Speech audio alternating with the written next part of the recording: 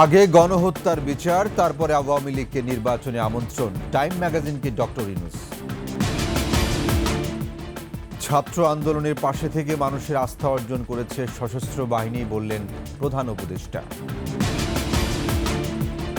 এক যুগ পর সেনাকুঞ্জে বিএনপি চেয়ারপারসন খালেদা জিয়া ৬ বছর পর জনসমক্ষে বিশিষ্টজনদের মিলন মেলা। নতুন সিইসি নাসির উদ্দিন প্রতিষ্ঠা করতে চান জনগণের ভোটের অধিকার। এবং রাজধানীর বিভিন্ন স্থানে আজও অটোরিকশা চালকদের অবরোধ, ধাওয়া পাল্টা ধাওয়া, ভাঙচুর।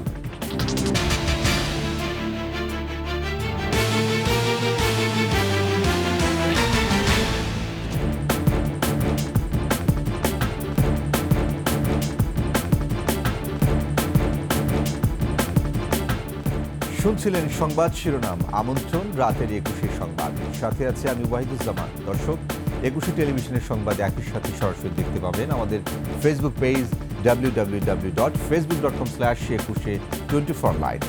এছাড়া সাবস্ক্রাইব করতে পারেন www.youtube.com/21she চ্যানেল। এছাড়াও সংবাদে আরও থাকছে, জলবায়ু সম্মেলন শেষ হতে চললেও চূড়ান্ত হয়নি ক্ষতিপূরণ, তহবিলের খসড়া, চলছে উন্নত ও উন্নয়নশীল দেশে দর কষাকষি।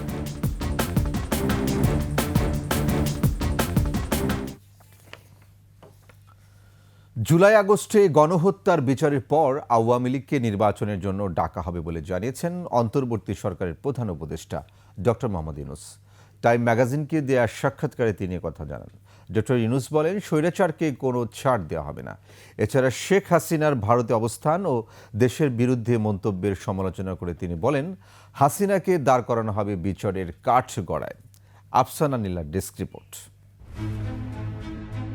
সম্প্রতি টাইম ম্যাগাজিনকে দেয়া এক সাক্ষাৎকারে অন্তর্বর্তী সরকারের প্রধান উপদেষ্টা ডক্টর মোহাম্মদ ইউনূস জানান, জুলাই আগস্টে গণহত্যায় জড়িতদের বিচারের পরই আওয়ামী লীগকে নির্বাচনে স্বাগত জানানো হবে। এ সময় ডক্টর ইউনূস বলেন, যারা হত্যা ও নির্যাতনের জন্য দায়ী তাদের জবাবদিহির আওতায় আনা হবে, আর অপরাধী প্রমাণিত না হলে তারা নির্বাচনে অংশ নিতে পারবেন। রাষ্ট্র সংস্কারে স্বৈরাচারের বিচার ছাড়া গতি নেই। সাক্ষাৎকারে তিনি জানান, হাসিনা শুধু ভারতে আশ্রয় নিয়েছেন তা নয়, সবচেয়ে খারাপ বিষয় হলো তিনি যে কথা বলছেন তা বাংলাদেশের জন্য অনেক সমস্যার কারণ হয়ে দাঁড়াচ্ছে। যুক্তরাষ্ট্রের সঙ্গে ব্যবসায়িক সম্পর্ক এগিয়ে নিতে বর্তমান সরকার প্রস্তুত জানিয়ে ডক্টর মোহাম্মদ ইউনূস বলেন, বিশ্বব্যাপী প্রতিষ্ঠানগুলোকে আশ্বস্ত করতে হবে বাংলাদেশে ব্যবসার দুয়ার খোলা রয়েছে। বাংলাদেশকে পুনর্গঠিত করার অঙ্গীকার জানিয়ে প্রধান উপদেষ্টা বলেন, নির্বাচনী ব্যবস্থা, পুলিশ প্রশাসন, বিচার ব্যবস্থা, দুর্নীতি দমন কমিশন, সরকারি প্রশাসন এবং জাতীয় সংবিধান সংস্কার কাজ চলছে। আওয়ামী লীগের পাচার করা হাজার কোটি ডলার পুনরুদ্ধার করা হবে বলেও সাক্ষাৎকারে জানান ডক্টর মোহাম্মদ ইউনূস। আফসানা নীলা, ডেস্ক রিপোর্ট, ২১শে টেলিভিশন। দেশের ক্রান্তি লগ্নে ছাত্র জনতার পাশে দাঁড়িয়ে সশস্ত্র বাহিনী বাংলাদেশের মানুষের আস্থা অর্জন করেছে বলে মন্তব্য করেছেন প্রধান উপদেষ্টা ডক্টর মোহাম্মদ ইউনূস। সশস্ত্র বাহিনীর সংবর্ধনা অনুষ্ঠানে যোগ দিয়ে প্রধান উপদেষ্টা আশা করেন, গণতান্ত্রিক রাজনীতির প্রতি শ্রদ্ধা রেখে দেশের কাজে তারা সবসময় পাশে থাকবে। প্রতিবেশীর সাথে বন্ধুত্বপূর্ণ সম্পর্ক এবং সহ অবস্থানে থেকে চলাই লক্ষ্য বলে জানান ডক্টর ইউনূস। প্রণব চক্রবর্তী রিপোর্ট। সশস্ত্র বাহিনী দিবস উপলক্ষে রীতি মেনে বিকেলে সেনাকুঞ্জে যান প্রধান উপদেষ্টা ডক্টর মোহাম্মদ ইউনূস। উপস্থিত ছিলেন সামরিক বেসামরিক কর্মকর্তা ও তাদের পরিবার এবং তাদের পরিবারবৃন্দ। ভাষণে প্রধান উপদেষ্টা দেশ পুনর্গঠনে ছাত্রদের অবদানকে কৃতজ্ঞ চিত্তে স্মরণ করেন। ২০২৪ স্মরণীয় আন্দোলনে ছাত্র জনতার পাশে থাকায় ধন্যবাদ জানান সশস্ত্র বাহিনীকে। সাম্প্রতিক বৈষম্য বিরোধী ছাত্র আন্দোলনে এবং পরবর্তী সময়ে দেশের ক্রান্তি লগ্নে সশস্ত্র বাহিনী বরাবরের ন্যায় মানুষের পাশে এসে দাঁড়িয়েছে। দেশের ছাত্র জনতা এবং সাধারণের পক্ষে দাঁড়িয়ে সশস্ত্র বাহিনী আবারও দেশের মানুষের কাছে আস্থার প্রতীক হিসেবে স্বীকৃতি লাভ করেছে। গণতন্ত্র রক্ষায় সশস্ত্র বাহিনীর প্রতি আস্থা রাখার প্রত্যয় জানান ডক্টর ইউনূস। আমাদের প্রত্যাশা, গণতান্ত্রিক ও নিয়মতান্ত্রিক নেতৃত্বের প্রতি অনুগত ও শ্রদ্ধাশীল থেকে পেশাগত দক্ষতা ও দেশপ্রেমের সমন্বয়ে সশস্ত্র বাহিনী দেশ সেবায় সবসময় তৎপর থাকবে। প্রধান উপদেষ্টা বলেন, প্রয়োজনে বহিঃশত্রুকে মোকাবেলা করা, সেই সাথে প্রতিবেশী রাষ্ট্রের সাথে বন্ধুত্ব বজায় রাখাই বাংলাদেশের লক্ষ্য। প্রতিবেশী সহ সকল রাষ্ট্রের সাথে বন্ধুত্বপূর্ণ ও শ্রদ্ধাশীল সহযোগিতার মাধ্যমে সহাবস্থানই আমাদের মূল লক্ষ্য। তথাপি যে কোনো আগ্রাসী বহিঃশত্রুর আক্রমণ থেকে দেশের সার্বভৌমত্ব রক্ষার জন্য আমরা সদা প্রস্তুত এবং দৃঢ় সংকল্পবদ্ধ। সে লক্ষ্যে উন্নত বিশ্বের সঙ্গে তাল মিলিয়ে আমাদের সেনা, নৌ ও বিমান বাহিনী পুনর্গঠন, সশস্ত্র বাহিনীর সদস্যদের উন্নত প্রশিক্ষণ ও বাহিনী সমূহকে আধুনিক প্রযুক্তির সংযুক্তির প্রয়াস অব্যাহত রয়েছে। পরে উপস্থিত সবার সাথে কুশল বিনিময় করেন প্রধান উপদেষ্টা। অনুরোধে অনেকের সাথে ছবিও তোলেন তিনি। প্রণব চক্রবর্তী, 21 টেলিভিশন, ঢাকা। এক যুগ পর সেনাকুঞ্জে সশস্ত্র বাহিনী দিবসের আয়োজনে যোগ দেন সাবেক প্রধানমন্ত্রী ও বিএনপি চেয়ারপারসন বেগম খালেদা জিয়া। প্রধান উপদেষ্টা তাকে সম্ভাষণ জানিয়ে বলেন, খালেদা জিয়ার উপস্থিতিতে জাতি গর্বিত। সবশেষ 2009 সালে সেনাকুঞ্জে গিয়েছিলেন বেগম জিয়া। এই আয়োজনে যোগদানের সুবাদে 6 বছরের বেশি সময় পর জনসম্মুখে আসলেন সাবেক এই প্রধানমন্ত্রী। বিস্তারিত আকবর হোসেন সুমনের রিপোর্টে। গুলশানের ফিরোজা থেকে নিজের গাড়িতে চড়ে সেনাকুঞ্জের উদ্দেশ্যে রওনা দেন সাবেক প্রধানমন্ত্রী বিএনপি চেয়ারপারসন বেগম খালেদা জিয়া। বছর 6 পর জনসম্মুখে এই প্রথম কোনো রাষ্ট্রীয় অনুষ্ঠানে যোগদান। সেনাবাহিনীর প্রোটোকলেই বাসা থেকে সেনাকুঞ্জে পা রাখেন বেগম খালেদা জিয়া। সঙ্গে ছিলেন কনিষ্ঠ পুত্রবধূ। শারীরিক অসুস্থতাকেও উপেক্ষা করেছেন এই আমন্ত্রণে। যেহেতু ওনার আমন্ত্রণ জানিয়েছেন, এর প্রতি একজন দায়িত্বশীল মানুষ হিসাবে এবং দলের চেয়ারপারসন শুধু নয়, এই আর্মি পরিবারের উনি একজন সাবেক সদস্য, সেই হিসাবে ওনার যে দায়িত্বশীল আচরণ, এইটাই উনি প্রকাশ। দীর্ঘদিন পর সেনাকুঞ্জে বেগম খালেদা জিয়ার উপস্থিতিকে স্বাগত জানায় সশস্ত্র বাহিনী। সাবেক প্রধানমন্ত্রীর সঙ্গে কুশল বিনিময় করেন প্রধান উপদেষ্টা অধ্যাপক মোহাম্মদ ইউনুস। আজ আমরা বিশেষভাবে সৌভাগ্যবান এবং সম্মানিত যে বাংলাদেশের 3 বারের নির্বাচিত প্রধানমন্ত্রী, বীর মুক্তিযোদ্ধা শহীদ রাষ্ট্রপতি জিয়াউর রহমানের স্ত্রী বেগম খালেদা জিয়া আজ এখানে আমাদের মধ্যে উপস্থিত আছেন। 1 যুগ ধরে তিনি এই মহাসম্মেলনীতে অংশগ্রহণ করার সুযোগ পান নাই। আজকে সুযোগ পেয়েছেন। আমরা সবাই আনন্দিত এবং গর্বিত যে আমরা এই সুযোগ দিতে পেরেছি আপনাকে। সর্বশেষ 2012 সালে নির্দলীয় সরকার ব্যবস্থা নিয়ে মুখোমুখি অবস্থানের মধ্যেও সশস্ত্র বাহিনী দিবসের অনুষ্ঠানে গিয়েছিলেন আওয়ামী লীগ ও বিএনপির 2 শীর্ষ নেত্রী। 2010 সালের 13 নভেম্বর খালেদা জিয়াকে 40 বছরের স্মৃতি বিজড়িত ঢাকা সেনানিবাসের শহীদ মইনুল রোডের বাড়ি থেকে এক কাপড়ে টেনে হিঁচড়ে বের করে দেওয়া হয়েছিল। ওনারা ধাক্কা দিয়ে আমাকে গাড়িতে উঠিয়েছেন, অথচ তারা মিথ্যা কথা বলছে যে আমি নিজে বাড়ি ছেড়ে বেরিয়ে এসেছি। এটা সম্পূর্ণ মিথ্যা কথা, বানোয়াট। আকবর হোসেন সুমন, 21 টেলিভিশন, ঢাকা। দীর্ঘদিন পর অন্যরকম এক মিলন মেলায় পরিণত হয় সেনাকুঞ্জ। সশস্ত্র বাহিনী দিবসে দেশের বিভিন্ন অঙ্গনের বিশিষ্টজনেরা ভিন্ন এক পরিবেশে মেতে ওঠেন গল্প, আড্ডা আর একে অন্যের খোঁজ খবরে। আলাপ চলে ব্যক্তিগত সুখ দুঃখ থেকে দেশের আগামী ভবিষ্যৎ নিয়ে। প্রণব চক্রবর্তীর আরেকটি রিপোর্ট। বিভিন্ন মত আর পথের মানুষকে এক সুতোয় গাঁথার সুযোগ করে দেয় সশস্ত্র বাহিনী দিবস। দীর্ঘদিন পর সেনাকুঞ্জে সবাই যেন মুক্ত হাওয়ায় মেতে ওঠেন অন্যরকম এক মিলন মেলায়। স্বৈরশাসনের দীর্ঘ 1.5 দশক ধরে নানাভাবে যারা হয়েছেন নিগৃহীত, বঞ্চিত, গণমাধ্যম ব্যক্তিত্ব থেকে শুরু করে সেই সব শিক্ষাবিদ, রাজনীতিবিদ সহ বিভিন্ন শ্রেণী পেশার মানুষ ডুবে যান প্রাণবন্ত আড্ডায়। রাজনৈতিক পট পরিবর্তনের এই অনবদ্য সুযোগে দেশের গণতান্ত্রিক ব্যবস্থার পুনর্জাগরণের প্রত্যাশা সবার। যাতে আমরা সুষ্ঠু নিরপেক্ষ নির্বাচন পাই, যার মাধ্যমে আমাদের গণতান্ত্রিক ব্যবস্থাটা কার্যকর হয়, এটাই প্রত্যাশা। এটা পুরো জাতির প্রত্যাশা, আমাদেরও প্রত্যাশা। ভিন্ন মত আর পথের মানুষকে যারা দাবিয়ে রাখতে চায় তাদের পুনরুত্থান যেন আর না ঘটে, সেই অঙ্গীকারের কথা উচ্চারণ করলেন বিশিষ্টজনেরা। ডক্টর ইউনুস সাহেব যে বক্তব্য দিছে সেটা খুবই মিনিংফুল, 1 নম্বর। 2 নম্বর হচ্ছে যে এখানে আকর্ষণ, আজকের অনুষ্ঠানের আকর্ষণ বেগম খালেদা জিয়া এখানে উপস্থিত ছিলেন এত বছর পরে বলা যায় এটাই একটা ব্যতিক্রমী যে তিনি অসুস্থ থাকা সত্ত্বেও এখানে এসেছে, যেখানে বিগত এক যুগ ধরে মানে 13 বছর হয়ে গেছে উনি এখানে তাকে উপস্থিত হতে দেওয়া হয়নি এবং তাকে যথেষ্ট সম্মান করা হয়েছে। এটা ব্যতিক্রমী। সেই সাথে অনেক নতুন মুখ আমি দেখলাম, যেখানে যারা বিগত 10-15 বছর ধরে এখানে জায়গা পায়নি সেই সমস্ত লোককে দেখে খুশি হলাম, অনেকের সাথে কুশল বিনিময় হলো। সেই সাথে একটা জিনিস আমার চোখে পড়ল যে অনেক যে চামচা এবং দালাল যারা চিহ্নিত এই স্বৈরাচারী সরকারের দোসর, তাদের কাউকেই দেখা যায়নি। সশস্ত্র বাহিনীর এমন আয়োজনে বিদেশিদেরও ছিল সরব উপস্থিতি। প্রণব চক্রবর্তী, 21 টেলিভিশন, ঢাকা। প্রধান নির্বাচন কমিশনার সিসি হিসেবে নিয়োগ পেয়েছেন অবসরপ্রাপ্ত সচিব এম নাসির উদ্দিন।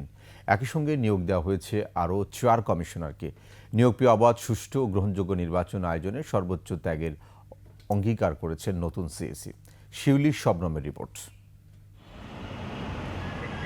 বৃহস্পতিবার দুপুরে মন্ত্রী পরিষদের প্রজ্ঞাপনের মাধ্যমে জানানো হয়, রাষ্ট্রপতি মোহাম্মদ শাহাবুদ্দিন সাংবিধানিক ক্ষমতা বলে নতুন সিইসি এএমএম নাসির উদ্দিন সহ নতুন নির্বাচন কমিশনারদের নিয়োগ দেন।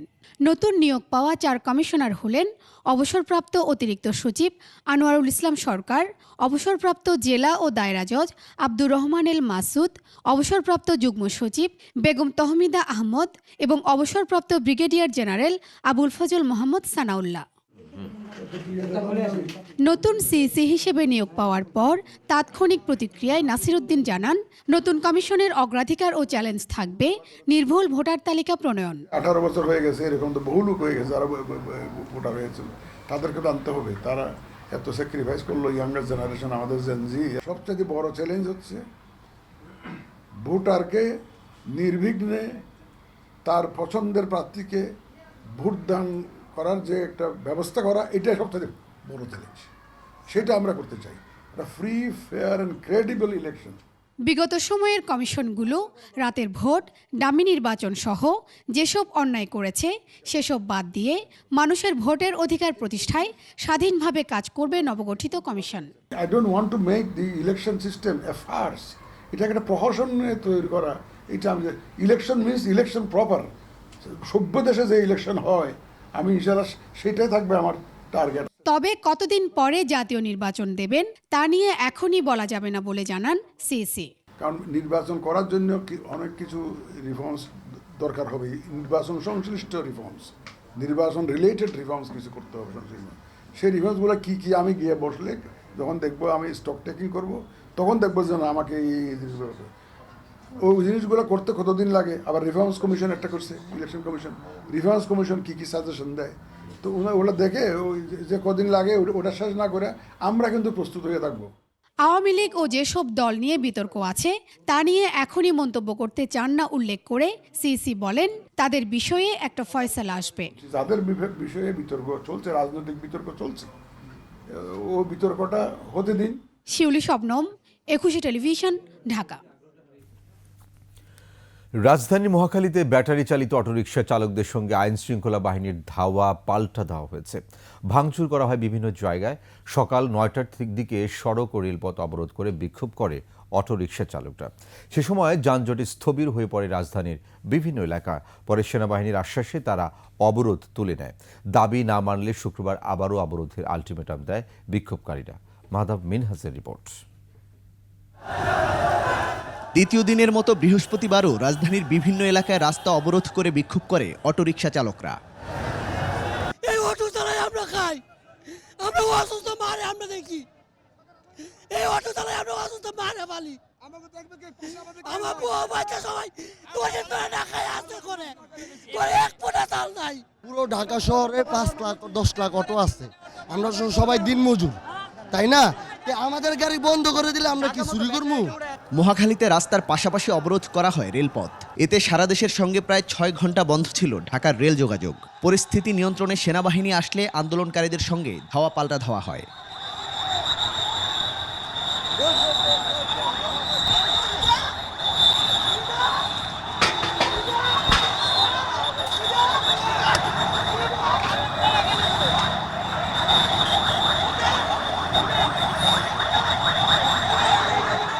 সেনাবাহিনী আসছে, আসার সাথে সাথেই তারা এসে পিছন থেকে বাড়ি শুরু করছে। কিছু বলে না, 1 থেকে 1.5 মিনিট আমি এখানে দাঁড়ানো এদিক ফিরে, কিন্তু আইসেই বাড়ি শুরু করছে। যখন আমি এভাবে দিছি তখন আমার ঘুরে তাকাইছি, পরে মাথায় বাড়ি লাগছে। তাদের দাবি অবিলম্বে হাইকোর্টের আদেশ প্রত্যাহার করতে হবে, দিতে হবে আগের নিয়মই চলাচলের অনুমতি। আমার যে অটোটা, আমার সর্বনিম্ন একটা অটো 70,000 থেকে 1,80,000 টাকা পর্যন্ত কেনা, সে 3 দিন সময় দিল আমাদের, কিভাবে দিল? হাইকোর্টের দাবি আমরা কি মানি, হাইকোর্ট নির্দেশ করুক, আমরা জায়গা মতো যে ব্যাটারি আন্দোলন করছে এই ব্যাটারি তারা বন্ধ করুক। সকাল থেকে চলা এই অবরোধে চরম দুর্ভোগে পড়ে সাধারণ মানুষ, অনেকেই হেঁটে রওনা দেন গন্তব্যে। বিকেলের দিকে সেনাবাহিনীর আশ্বাসে অবরোধ তুলে নেয় আন্দোলনকারীরা, এরপর স্বাভাবিক হয় রেল ও সড়কের যান চলাচল। এছাড়া একই সময়ে রাজধানীর আগারগাঁও, মোহাম্মদপুর, মিরপুর, মালিবাগ, খিলগাঁও সহ রাজধানীর বেশ কয়েকটি এলাকায় অবরোধ করে ব্যাটারি চালিত রিকশা চালকরা। মাহতাব মিনহাজ, 21 টেলিভিশন, ঢাকা। এদিকে ব্যাটারি চালিত রিকশা চালকদের অবরোধের কারণে রাজধানীর রাস্তায় চলাচলকারী সাধারণ মানুষ, স্কুলগামী শিক্ষার্থী, কর্মজীবী, রোগী সবাই পড়েছেন চরম দুর্ভোগে। তবে এ নিয়ে আছে মিশ্র প্রতিক্রিয়া। গাবতলী, আগারগাঁও, মহাখালী, মালিবাগ, ডেমরা সবখানেই একই চিত্র। বিস্তারিত জানাচ্ছেন দীপু শিকদার। আগারগাঁওয়ে এভাবেই মূল সড়ক আটকে ব্যাটারি চালিত রিকশা চালকদের বিক্ষোভ। সব ধরনের পরিবহন চলাচল বন্ধ করেই চলে তাদের অবরোধ কর্মসূচি। সবকিছু হচ্ছে কাজটা সব ভাঙা, কোনো বাস আগাইতে পারেনি, এর জন্য হাইটাই আসা লাগতেছে। পিজি থেকে হাইটে আসতেছি, সিএনজি পাইতেছি না, গাড়ি পাইতেছি না, এ তো পা তো দেখতেই পারতেছেন। গাবতলী ও বসিলায় একই চিত্র, সর্বত্রই ভোগান্তিতে বিভিন্ন শ্রেণী পেশার মানুষ। গাড়ির নাম ট্রান্সফার করব, কাস্টমারের কাছে ব্যস্ত গাড়ি রেখে হাইটে আসলাম। সড়ক অবরোধ করে এমন কর্মসূচি পালন নিয়ে আছে মিশ্র প্রতিক্রিয়া। যে সেনাবাহিনীর সাথে আক্রমণ করতে পারে তাহলে অবশ্যই সে আওয়ামী লীগের দুশ্চিত্রকারী লোক এখানে লুকিয়ে আছে। মহাখালী, গুলশান, মালিবাগ, ডেমরাতেও অবরোধ আর ভোগান্তি। আমরা আসছি রাজবাড়ির থেকে, কিন্তু ওই যে নামাই দিল মাঝ রাস্তা, এখন তো আমরা গুলশান ওই যে নতুন বাজার যাব, কিন্তু আমরা কোন জায়গা থেকে যাবো আমরা তো চিনতেছি না রাস্তা। দাবি আদায়ের এমন কর্মসূচির বিকল্প কি হতে পারে তা নিয়ে ভাবতে বলেছেন নগরবাসী। আমি বলে আজকে এর দিন, কালকে ওর দিন, এরকম করে করেই তো বাংলাদেশের দিন যাচ্ছে। দীপু শিকদার, 21 টেলিভিশন, ঢাকা। 2026 সালের মাঝামাঝিতে হতে পারে নির্বাচন, এমনটাই জানালেন উপদেষ্টা শাখাওয়াত হোসেন। ব্রিটিশ পার্লামেন্টের হাউস অব লর্ডসে মানবাধিকার সংগঠন ভয়েস ফর বাংলাদেশ আয়োজিত সম্মেলন শেষে সাংবাদিকদের প্রশ্নের জবাবে বিভিন্ন বিষয় নিয়ে কথা বলেন উপদেষ্টা শাখাওয়াত। বলেন 5 আগস্ট শেখ হাসিনা পালিয়ে না গেলে পরিস্থিতি ভয়াবহ হতো। বিস্তারিত দুলি মল্লিক রিপোর্টে। যদি রিফর্মগুলো আমরা এন্ড অফ দিস ইয়ার পাই, সেগুলো নিয়ে আলোচনা করতে করতে যদি 3 months or 6 months, either it will be the mid 2026, earlier could be end of that. That's my own opinion. বাংলাদেশের সংস্কার ও নির্বাচন নিয়ে চলমান উদ্বেগ উৎকণ্ঠার মাঝে নিজস্ব মতামত জানালেন অন্তর্বর্তী সরকারের নৌ পরিবহন, শ্রম ও কর্মসংস্থান মন্ত্রণালয়ের উপদেষ্টা শাখাওয়াত হোসেন। যে কাজগুলো আমরা করতে পারবো সেই কাজগুলো কিন্তু পলিটিক্যাল পার্টি করতে পারবে না।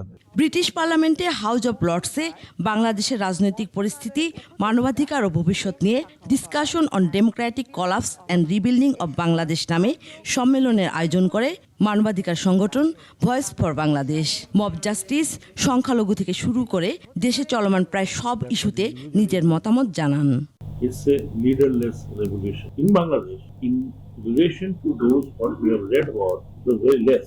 সংখ্যালঘুদের নিয়ে প্রোপাগান্ডা ছড়ানো হচ্ছে বলে মন্তব্য করেন উপদেষ্টা। What you hear is propaganda made to believe that Bangladesh has become total communal. Is it communal in a sense what is happening in India? তার বক্তব্যে উঠে আসে শেখ হাসিনা সরকারের 15 বছরে গুম, খুন সহ জুলাই আগস্টের অভ্যুত্থান ও নিহত আহতদের অমানবিক পরিস্থিতির কথা। আমাদের দেশের চিকিৎসা ব্যবস্থা তো আপনারা ভালো করে জানেন। নর্মাল একজন নর্মাল লোক যায়, তাকে চিকিৎসা করতে কতদিন লাগে, পার্টিকুলারলি যখন গভর্নমেন্ট স্পন্সর্ড। আমাদের ওই ব্যবস্থাপনাটা খুবই উইক। ছাত্র জনতার আন্দোলনের মুখে 5 আগস্ট শেখ হাসিনা দেশ না ছাড়লে কি হতো তাও জানান এম শাকাওয়াত হোসেন। উনি যদি থাকতেন, she would have been torn apart by the people. রাজনৈতিক দলগুলোর নেতৃত্বে নির্বাচনে অন্তর্ভুক্তিমূলক গণতন্ত্র চর্চার পরামর্শ দেন Shakawat. There has to be inclusive selection for nomination. অন্তর্বর্তী সরকার নিয়ে গুজবে কান না দিয়ে ব্রিটিশ আইন প্রণেতাদের পর্যবেক্ষণে আসার আহ্বান জানান এম শাকাওয়াত হোসেন। দুলি মল্লিক, ডেস্ক রিপোর্ট, 21 টেলিভিশন। সশস্ত্র বাহিনী দিবস উপলক্ষে বঙ্গভবনে রাষ্ট্রপতি মোহাম্মদ শাহাবুদ্দিনের সঙ্গে সৌজন্য সাক্ষাৎ করেছেন 3 বাহিনী প্রধান। সেনাবাহিনী প্রধান জেনারেল ওয়াকারুজ্জামান, নৌবাহিনী প্রধান অ্যাডমিরাল মোহাম্মদ নাজমুল হাসান এবং বিমান বাহিনী প্রধান air chief marshal Hasan Mahmud Khan সন্ধ্যা 7টায় রাষ্ট্রপতির সাথে সৌজন্য সাক্ষাৎ করেন। সশস্ত্র বাহিনী বিভাগের সর্বাধিনায়ক রাষ্ট্রপতিকে তাদের নিজ নিজ বাহিনীর বিভিন্ন কার্যক্রম সম্পর্কে অবহিত করেন। রাষ্ট্রপতি শাহাবুদ্দিনের বৈষম্য বিরোধী ছাত্র আন্দোলন পরবর্তী দেশের আইন শৃঙ্খলা রক্ষা এবং শান্তি প্রতিষ্ঠায় সশস্ত্র বাহিনীর সদস্যদের ভূমিকারও প্রশংসা করেন। সশস্ত্র বাহিনীর সদস্যরা পেশাগত দক্ষতা বৃদ্ধির মাধ্যমে আগামীতেও দেশের উন্নয়নে আরও অবদান রাখতে সক্ষম হবে আশা করেন রাষ্ট্রপতি।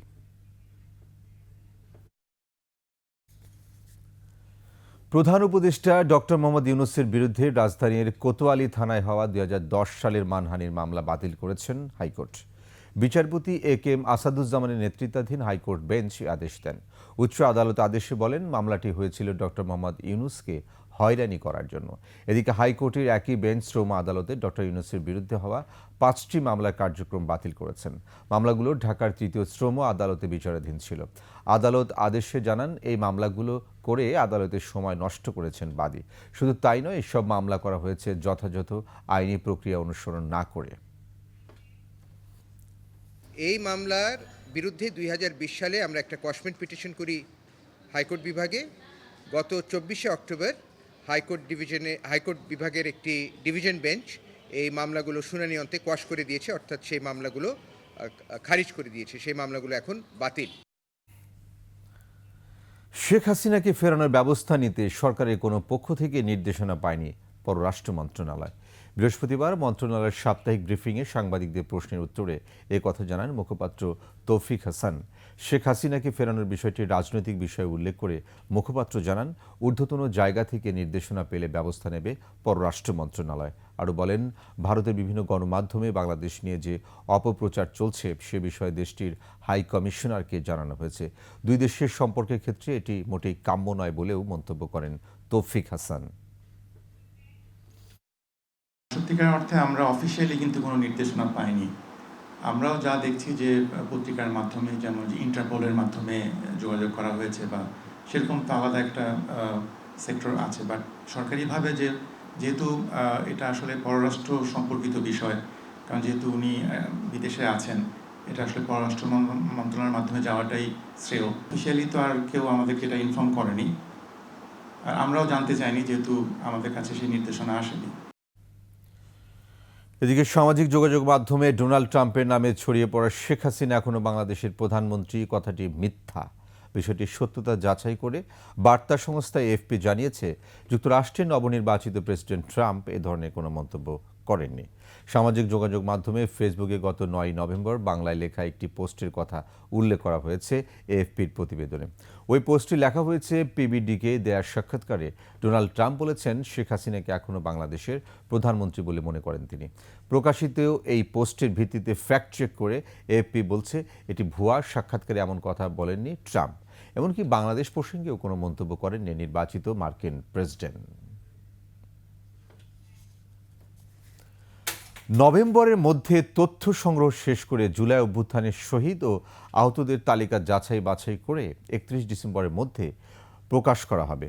বৃহস্পতিবার জুলাই শহীদ স্মৃতি ফাউন্ডেশন ও স্বাস্থ্য মন্ত্রণালয়ের উদ্যোগে বৈষম্য বিরোধী আন্দোলনের আহতদের চিকিৎসা পুনর্বাসনের রোডম্যাপ নিয়ে সংবাদ সম্মেলনে তথ্য জানান ফাউন্ডেশনের সাধারণ সম্পাদক সার্জিস আলম। তালিকা প্রণয়ন ও কার্যক্রম এখনও অব্যাহত উল্লেখ করে বৈষম্য বিরোধী ছাত্র আন্দোলনের এই সমন্বয়ক জানান, শহীদ পরিবারের তথ্য সংগ্রহ করা সহজ হলেও আহতদের তথ্য যাচাই একটু কষ্টকর।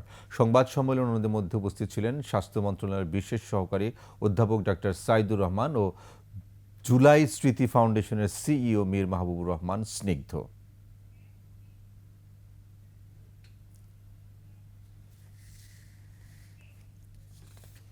আমাদের এমআইএসে কিন্তু অলরেডি একটি ডাটা ইনপুট দেওয়া হয়েছে এবং বড় সংখ্যক একটি ডাটা রয়েছে শহীদ পরিবারের এবং আহতদের। আজকে থেকে 20 বছর পরেও এই লিস্টটি যেন প্রশ্নবিদ্ধ না হয়, সেই জায়গা থেকে আমরা একটু সময় নিয়ে হলেও বিভিন্ন স্টেক হোল্ডারের কাছে তাদের কাছ থেকে এই তথ্যগুলো ভেরিফিকেশন করে হলেও আমরা সর্বোচ্চ সতর্কভাবে এগুলো ভেরিফিকেশন করছি। ভারতের SEL এগ্রি কমোডিটিস থেকে 50,000 টন সেদ্ধ চাল আমদানির সিদ্ধান্ত নিয়েছে সরকার। উন্মুক্ত দরপত্রের মাধ্যমে এ চাল কিনতে ব্যয় হবে প্রায় 283 কোটি টাকা। সচিবালয়ে মন্ত্রিপরিষদ সভাকক্ষে অর্থ উপদেষ্টা ডক্টর সালেউদ্দিন আহমেদের সভাপতিত্বে ক্রয় সংক্রান্ত উপদেষ্টা পরিষদ কমিটির বৈঠকে অনুমোদন দেওয়া হয়। সম্প্রতি অর্থনৈতিক বিষয় সংক্রান্ত উপদেষ্টা পরিষদ কমিটি 2024-25 অর্থ বছরে রাষ্ট্রীয় জরুরি প্রয়োজনে ও জনস্বার্থে আন্তর্জাতিক উৎস থেকে 5 লাখ টন চাল আমদানিতে নীতিগত অনুমোদন দেয়। এরই আওতায় 50,000 টন সেদ্ধ চাল আমদানির জন্য আন্তর্জাতিক উন্মুক্ত দরপত্র আহ্বান করা হয়। প্রতি কেজি চালের দাম পড়ছে 56 টাকা 59 পয়সা। 28শে নভেম্বর থেকে রাজধানীর সোনারগাঁও হোটেলে শুরু হচ্ছে শীতকালীন বারবিকিউ পার্টি। এ উপলক্ষে আয়োজিত অনুষ্ঠানে হোটেল কর্তৃপক্ষ বারবিকিউতে নানা ধরনের সুযোগ থাকবে বলে জানান। বিভিন্ন ধরনের খাবারের পাশাপাশি নামমাত্র টাকায় হোটেলের আকর্ষণীয় সুইমিং ব্যবহার করা যাবে বলেও জানান হোটেলের ভারপ্রাপ্ত মহাব্যবস্থাপক আসিফ আহমেদ। মাটন, বিফ, মোরগ সহ বিভিন্ন ধরনের সামুদ্রিক মাছ থাকবে বারবিকিউ পার্টিতে। প্রতিদিন সন্ধ্যা 6টা থেকে রাত 11টা পর্যন্ত চলবে কেনাবেচা। এবার বাণিজ্য সংবাদ।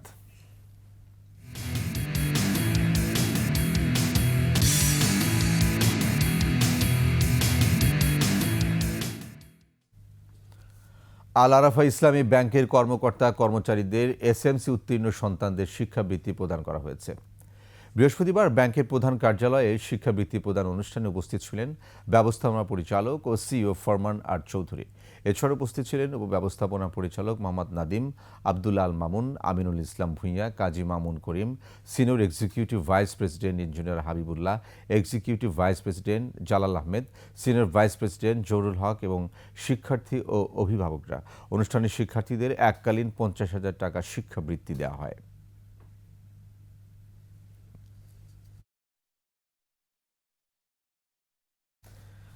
আলাদিনের দৈত্য নয়, মার্সেলের স্বপ্ন পূরণ হয় এই স্লোগানে সারা দেশে চলছে জনপ্রিয় electronics brand Marcel digital campaign season 21। ক্যাম্পেইনের আওতায় মার্সেল ফ্রিজ কিনে প্রাইভেট কার পেয়েছেন ঢাকার উত্তরখানের আনিসুর রহমান। সম্প্রতি আনুষ্ঠানিকভাবে আনিসুরের হাতে গাড়ির চাবি হস্তান্তর করেন মার্সেলের ব্র্যান্ড অ্যাম্বাসেডর চিত্রনায়ক আমিন খান। এ সময় উপস্থিত ছিলেন মার্সেলের head of business Motiur Rahman, deputy CMO Zoeb Ahmed, brand manager Uddam Hossain Mridha, মার্সেলের ডিস্ট্রিবিউটর শোরুম MH ইলেকট্রনিক্স এর স্বত্বাধিকারী নজরুল ইসলাম শাহিন। উত্তরায় চেয়ারম্যান বাজারে ছোট্ট একটি বিরিয়ানির দোকানে রয়েছে আনিসুরের। সেই দোকানের জন্য মার্সেল ফ্রিজ কিনে গাড়ি পেয়েছেন আনিসুর। ক্যাম্পেইন চলবে 31 ডিসেম্বর পর্যন্ত।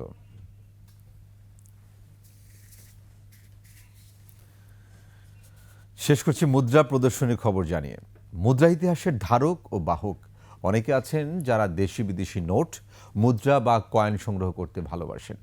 সেসব শৌখিন মানুষদের জন্য রাজধানীর ধানমন্ডির মাইডাস সেন্টারে চলছে 3 দিনের মুদ্রা প্রদর্শনী।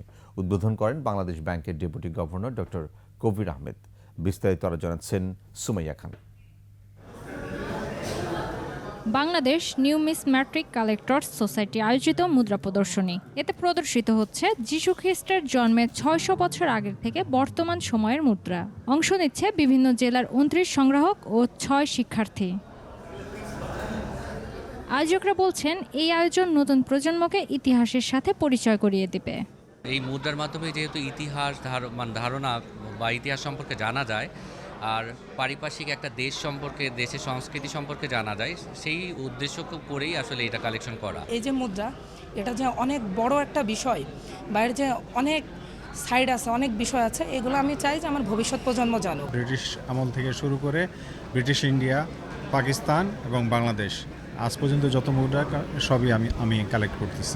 অংশগ্রহণকারীরা জানিয়েছেন উপমহাদেশের প্রথম মুদ্রা থেকে শুরু করে এখন পর্যন্ত প্রচলিত ও স্মারক মুদ্রা রয়েছে। বর্তমান প্রজন্মকে ইতিহাস ঐতিহ্য বোঝানোর জন্য বা অতীতে আমাদের কি ধরনের সভ্যতা ছিল, কৃষ্টি ছিল, কিভাবে বিনিময়টা হতো, মুদ্রার বিনিময়টা কি ধরনের ছিল, এগুলোকে বোঝানোর জন্যই কিন্তু এই ধরনের আয়োজন। 23 নভেম্বর পর্যন্ত প্রতিদিন সকাল 10টা থেকে রাত 8টা পর্যন্ত সবার জন্য উন্মুক্ত থাকবে এই প্রদর্শনী। সুমাইয়া খান, 21 টেলিভিশন, ঢাকা। শেষ করছি রাতের 21 সংবাদ। যাবার আগে সংবাদ শিরোনামগুলো আরও একবার।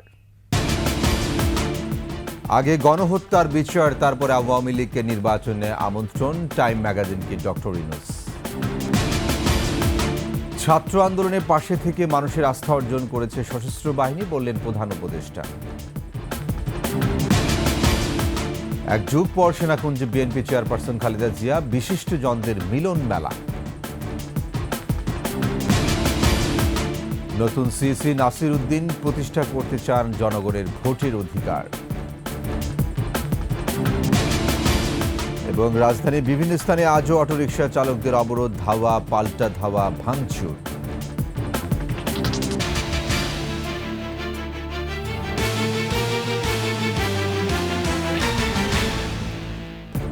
সর্বশেষ সংবাদ জানতে ডায়াল করুন 2054 করে, আর ভিজিট করুন ekushe-tv.com ওয়েবসাইট।